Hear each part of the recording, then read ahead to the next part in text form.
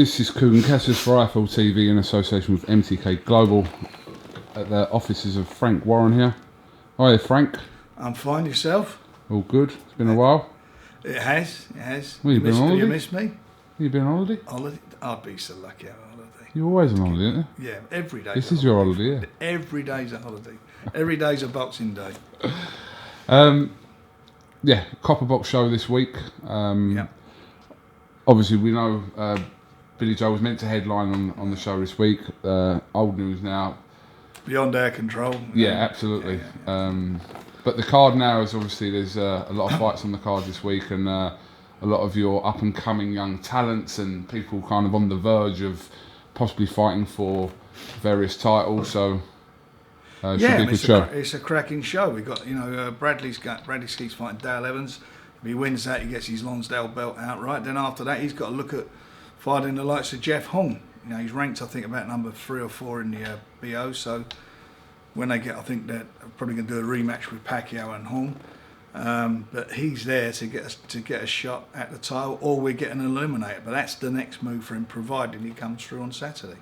And then we've got some cracking fights on the undercard. We've got that great, I think it's a really interesting fight between Gary Kokorian and Larry Ekendeo. Got that pronounced that right? Yeah, right? Perfect.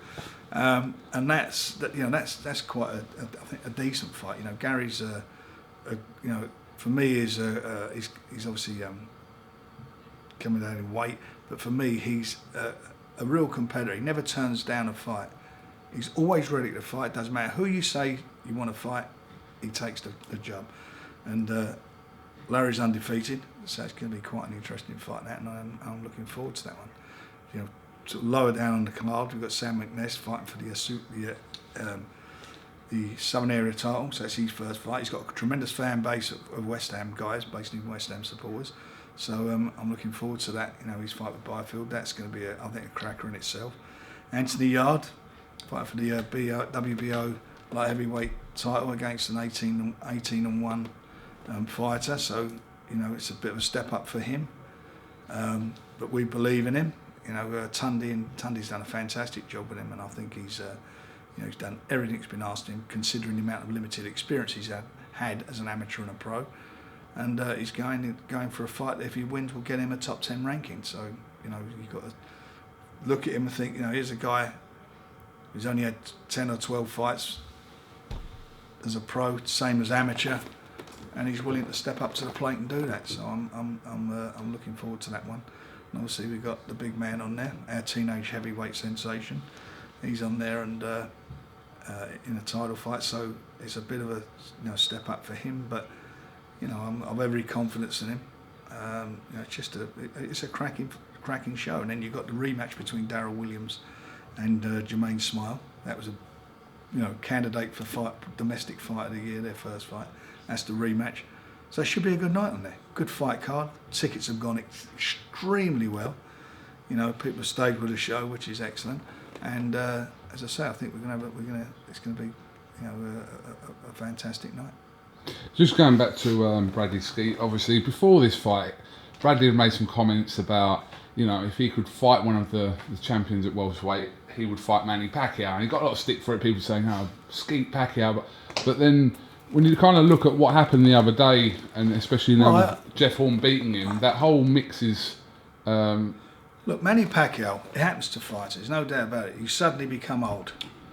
And, first of all, I don't know what the controversy was about the fight. I thought Jeff Horn won that fight by a good 2, maybe 3 rounds, in my opinion. I thought the referee was spot on when he came at the end of, I think it was the 9th round, when he came to the corner and said to him, look, I'm going to give you 1 round, because he wasn't responding, he was getting, Pacquiao was right on him, had him more or less out on his feet. I'm going to give you another round, otherwise I'm going to stop the fight. And he got back into the fight, but I think that was that moment was Pacquiao completely, that was him as turning into that old guy. I mean, he was he was behind in the fight, he was getting caught, but in that moment, that 10th round, he suddenly became that old guy. He couldn't jump on him, he couldn't finish the job, and Jeff done what he had to do. He went and done a job on him. Bradley Skeet can beat it, as you say, he could have been in there, he could have done it, but obviously, we're not going to compete with Brisbane City putting up, guaranteeing money and putting money up for the fight, and also the great sponsorship they had there. And plus they sold 54,000 tickets. So, him and Bradley was never going to sell that over here. As I said earlier, they'll probably do a rematch now, but that puts him in the mix because he's up there in the ratings. He wins on Saturday and moves further up the ratings. With a bit of luck, he can either be in a final eliminator or get himself into the #1 spot and become the mandatory. Him and Jeff Horn and Bradley, there's not a lot in it, is there? Who would you fancy in that fight? I'd give him a good chance whether the fight took place here or in Australia. You've got to give him a great chance, Bradley. He's a smart boxer. He's got good defence, and he's sort of learnt a lot over the last couple of years since that fight with Frankie Gavin, which was a very close fight. He's learnt a lot, and he's come on a bundle. So, hopefully gets through this, and he'll be in a position where he'll be in the mix. Another fighter, obviously, in action this week, Anthony Yarde. A lot of people talking about him. His profile's going up and up as each day passes. But I mean, people mentioning Anthony Yarde and possibly Frank Buglioni, a fighter that you used to have, who's now with Matchroom. But would you see that fight in the future, Frank? Absolutely. I think it was offered at one stage and it just didn't come off. Anthony is a competitive guy. I mean, first of all, he's got to get through Saturday. I mean, there's still some questions to be answered there. No one's managed to get to him yet. No one's put it on his chin. We don't know what he's like, whether he's doing 10 rounds or 12. No one knows those questions. No one knows the answers to those questions. So they're still there. And this weekend, hopefully we'll get some more answers. But him against Frank Buglioni is a no-brainer, isn't it? I mean, of course it's a fight we'd like to do. And by the way, there's more fans coming to see Anthony fight this weekend than they were seeing Frank fight at the O2 the weekend. I mean, when it comes down to building these kids and bringing them all the way through, that's what we're doing. And as I say, it's going to be a well-attended show. Anthony's caught on with the public. Us working with BT, BoxNation, BT, it's changed the game, as I said earlier. It's now done that. We're being able to put the investment in even bigger than we were before in bringing fighters through, which we've done under difficult circumstances. Now that's changed, and Anthony's is one of the beneficiaries of that. And I think he comes through. His trajectory will just keep going upwards and upwards. Did you watch the show from the weekend? I did. I watched it. I didn't watch it live. I watched it. Sort of flitted through it and watched it on the next day. Yeah. What did you make of it? What, of the show? The show. Frank did what he had to do. He come through it for his fight okay. I like Frank. I mean, I look at him and I look at Anthony and I just think to myself, there's a fight I want for my man. So you're asking me what, I mean, I don't want to disrespect Frank because I like him, but if they want to make that fight, pick the phone up. It's done. That's a done deal. I think the Boxing Board Control are actually going to order it, so we would go with that. And did you see Joshua Buatsi make his pro debut? Yeah, he made his debut. Done what he had to do. It's a pro debut. We all know. What you do in pro debuts, you've got to go out there and look good, and he looked good doing what he had to do. He's an exciting talent, and he done what he had to do. You obviously recently announced that BoxNation BT will be covering Golovkin Canelo 16th of September. Yeah. In a kind of double header from the UK and America as well, with Billy Joe Saunders fighting over here. So a lot of questions about that still are yet to sort of be out there regarding whether it's going to be pay-per-view, what do BoxNation people, subscribers, have to do to watch the fight, etc. Well, all that as we talk is being sorted out. It will be pay-per-view for obvious reasons, and we will be obviously letting everybody know. Most importantly, the subscribers, what the position is in the next week or so. So we're all working with BT and BoxNation and ourselves to determine how that will work out. But it's going to be a great night's boxing, and hopefully Billy will come through and then get his opportunity. So you can, he's just had so much bad luck. I mean, who could have predicted that this CASSIUS thing would be what it is? And when you look at these charges, I mean, it's amazing. But it's a great shame. that fight didn't take place, because obviously he came over here, he made a mark in beating Tommy Langford, and people knew who he was, so it wouldn't have been a hard sell, and as much trying to say, you know, here's this guy coming in from the States, you know, sort of States via Georgia, or wherever he came from. That made it an easy sell, but obviously it's not to be, and we didn't want to be just grabbing someone quick and putting him in with Bill. So, he, as I say, that fight will be on the 16th. What's important for Bill is he stays focused.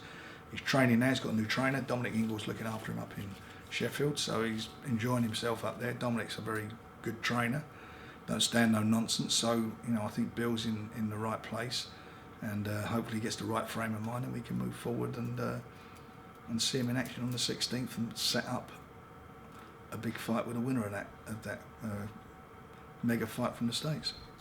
Have you spoken to Billy Joe about why the kind of relationship with Adam Booth is no longer?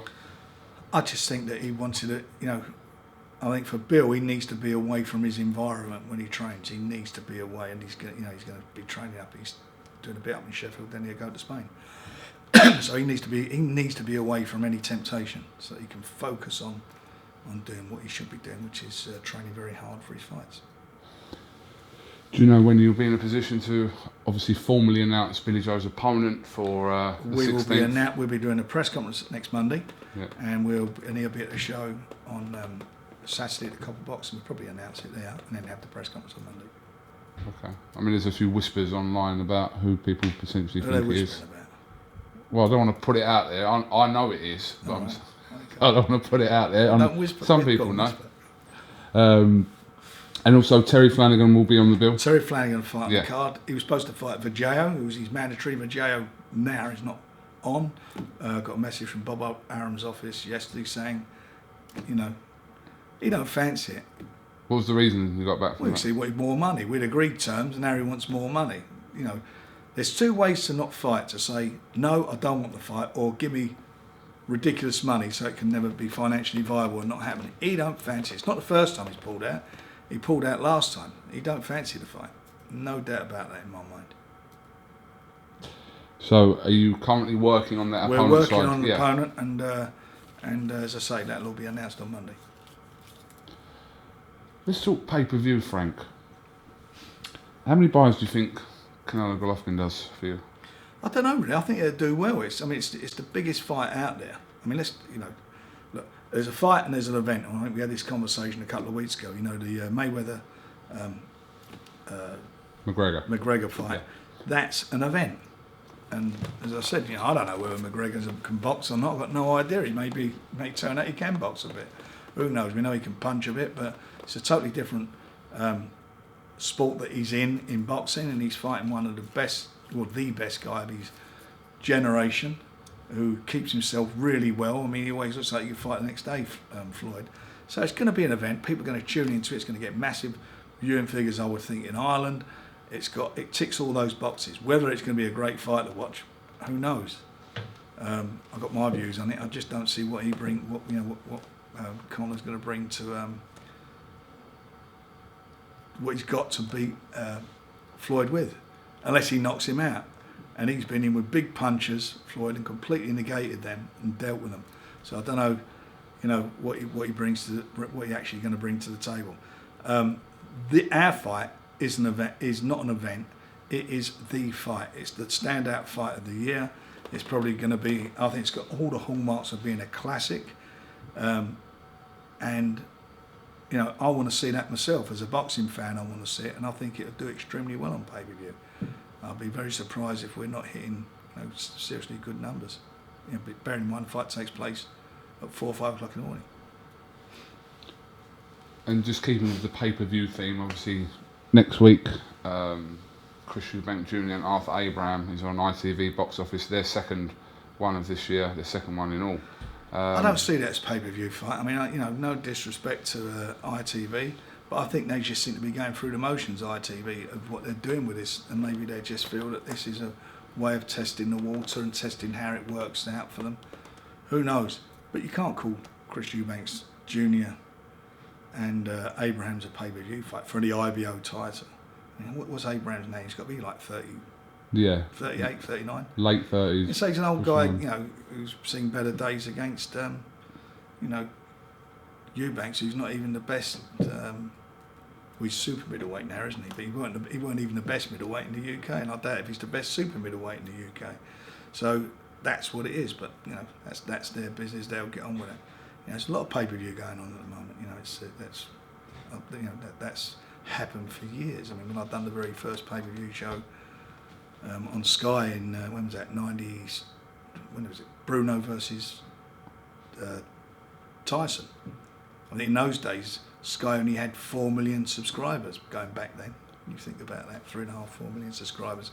And I think we did around 600,000 buyers. So that was a huge percentage take up for that. And obviously over the years, it's been successful. Then it's turned to rubbish. You've got some great nights on there. Some great Nassim Hamid fights, some Nigel Benn fights we had on there.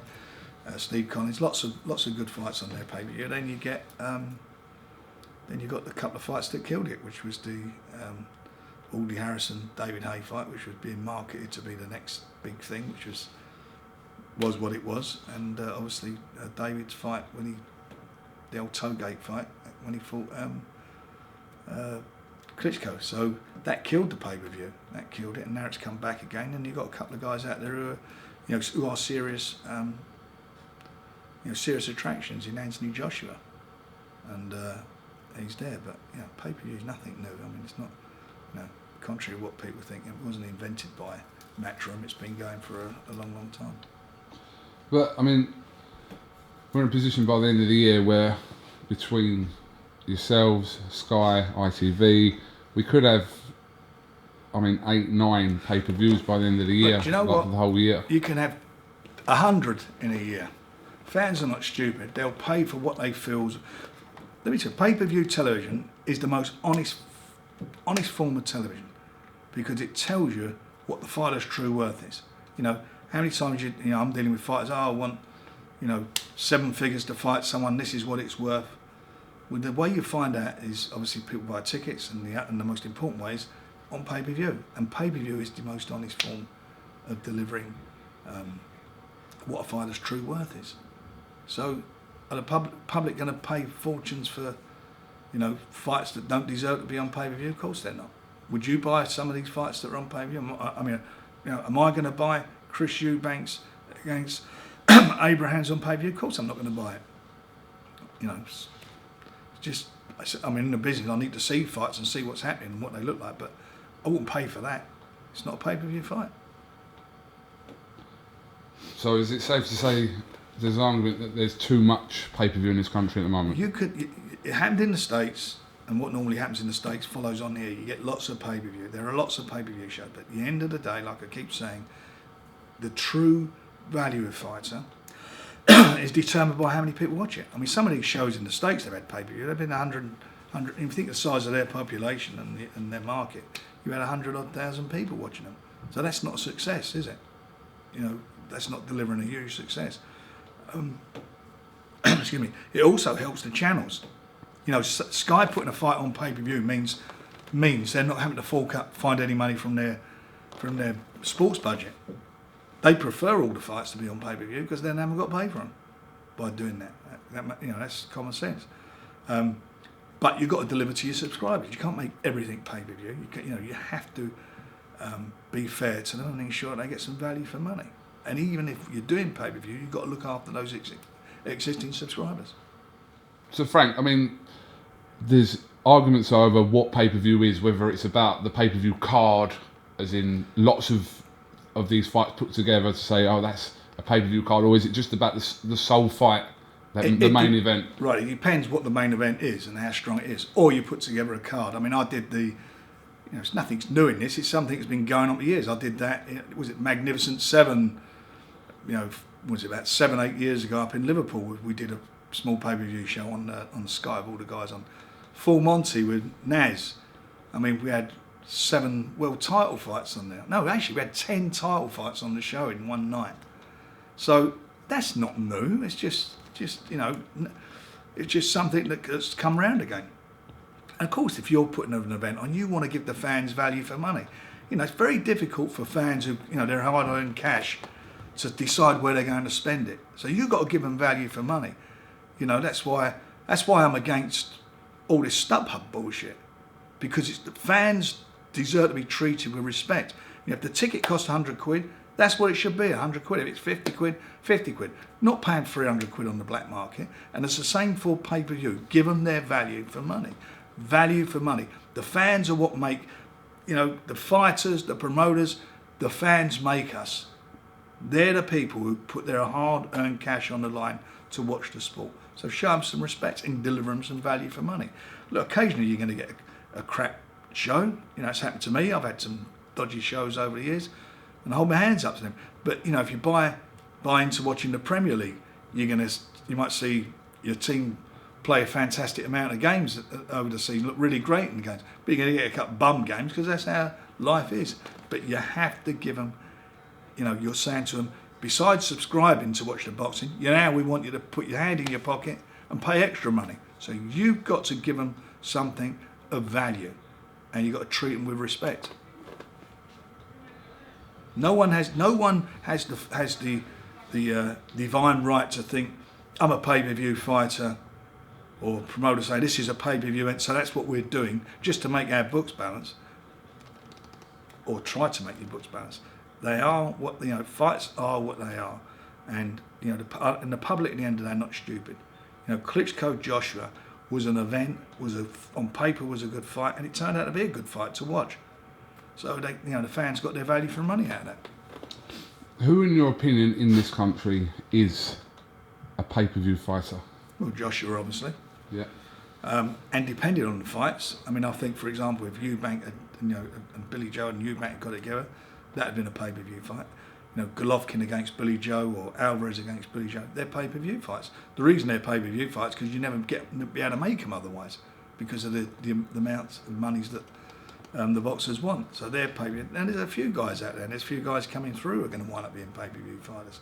That goes with the boxing territory. That's nothing new in boxing.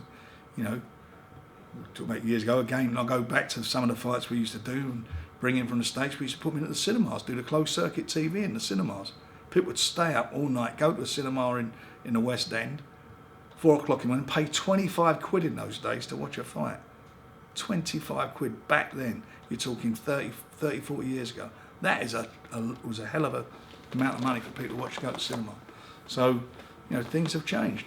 And, you know, there are a number of fighters out there that will make their way on pay-per-view, and we will go with pay-per-view. But also, you know, there you had it, closed circuit. Then there's pay-per-view. It's going to change again. You know, I know what's happening within the group that I work with. There's going to be other ways you can watch fights. It can be easily and more easily accessible, and we'll be going for the volume. So all that's changing. And I'm talking about within the next 9 months, things are going to change dramatically. How people can buy the big fights in a big way with the group that I work with. Okay, moving on. Obviously, Huey Fury was in action this week at the Copper Box. Yeah, he's not in. What's happened is that the WBO said that because he's the mandatory and that fight's taking place, they're going to announce that sometime in September, that he's not allowed to have a fight in the interim because he's the mandatory fighter. If he does, he loses his position. So what he's going to do is have a exhibition fight. He needs to get the compliments out of his system, so he can have an exhibition on there. Really? Yeah. Okay. So you won't know what an exhibition was? No, I had one today. Oh, did you? Yeah, in my garden with my neighbour. Was that flower arranging? No. Against who? They got I can't remember who they got some foreigner coming in front of the fight. So he'll have an exhibition. He just needs to get the cobblers out, get himself ready. You want to be in the best frame of mind. You want to be in right for when he gets into the ring and he fights Parker. How long does an exhibition last? It can last 10 rounds if you want it to. You make 12 rounds. For him? For him, how long will it last? It depends. It depends on, you know, I should think about a 6-8 rounder. That's what it'd be. Yeah. It's, you know, I'd like it to be a fight, but it is what it is. We've got a great card. For him, I want him to, when he goes into that fight, I want him to be 100% right. We know he'll be 100% right physically. I want him to be 100% right in his head. get those cobwebs out of his mind, you know, because of all this thing that's going on with UCAD, he's been inactive, so we need to get him moving. When's the last time there was an exhibition fight on one of your cards? Oh, many years ago. They used to be quite a regular thing, though. You know, you'd get guys on there. Not so much anymore. No, that's what I'm saying. It used to be. You used to get them on there. You get fighters come over in the States, some big name fighters would come in and do exhibitions on the card. And You should do an exhibition. I'm always making an exhibition of myself. As in regards to September 23rd, obviously Hennessy and Duco events. Well, I can't comment on that. They'll announce whatever they're doing soon. Well, they put a press release out saying for the Oh, did they? Well, September 23rd in Manchester. Yeah. So, well, there you go. So now, when he gets into that ring, he's going to be 100% right. But TV wise, you obviously Don't know what's happening yet. No. I don't know what's happening with that yet. Don't know. All right, we'll have to wait and find out. That's it really. Yeah, so we've got got some good stuff coming up. Looking forward to it, and then we get back. We're going to get Liam Williams and Liam Smith. Get that done. Those two are getting it on again, so I'm looking forward to that one. We've got to work out who's going to fight on the undercard in the States on the Golovkin fight. There'll be a Brit on that. So we've got some good things coming up. Any updates on? And Josh Warrington, obviously. Obviously, yeah. Being he'll be fighting in October. We tried to make quite a few fights for him. It's been difficult, but he's not going to stand around. So I'm going to get him a good fight and get him set up for a world title fight. Is there any updates on Tyson Fury's situation at the moment? No, nothing at all at the moment. I think they're waiting for UCAD to come back and tell them what they intend to do. It's a very strange situation, isn't it? The whole thing. Do you know what? It's beyond me. I don't know how guys are supposed to, live. If you're guilty, then you're guilty, and you're banned for whatever period of time you're banned, and that's it. If you get, but have this hanging over your head and not knowing where you stand, and not being able to earn a living, that doesn't seem right to me, or to anyone. I would think. What's that? Very odd. It is, mate. What else we got? I don't know. Have you got anything else you'd like to discuss? No. Can't think. I'll see you this week anyway. Oh, Tetty's fighting. Okay. So Tetty would be fun. Yeah. What's happened with Paul Butler and McDonald? I'm letting Paul. We're not doing it. Not doing it. No, we wanted to do it later, but the governing body said no. And cut long story short, we couldn't agree terms. So I'm actually going to release Paul from his contract. Okay. And obviously we got Tetty fighting as well in the autumn. Okay. I've got utmost respect for Paul. He's a really good little fighter. We've done well for him. Got him a world title fight. Got him a shot at Tetty, and found him some wins. But I think he'd be better served elsewhere. Okay. Is there a specific reason why? We just couldn't agree terms on a couple of things, but it is what it is. And, yeah. As I say, I don't want to get into. I like Paul. He's a nice kid. And he's a super little fighter. Okay. Well, Frank Warren, thank you very much for talking to IFL TV, and pleasure. We'll see you this week. And I'll see you when I'm looking at you. Definitely. You need to get some new jokes, Frank. Oh no, I had a good one the other day, but I can't sell it on there. It's too. Go on, that's all right. No, can't Just say it. No. I think we'll do it on Thursday. Is it about the naked monkey? Nah, they're old jokes. The naked monkey and the banana? No. Old jokes. Mate. Okay. Old jokes. Thank you very much.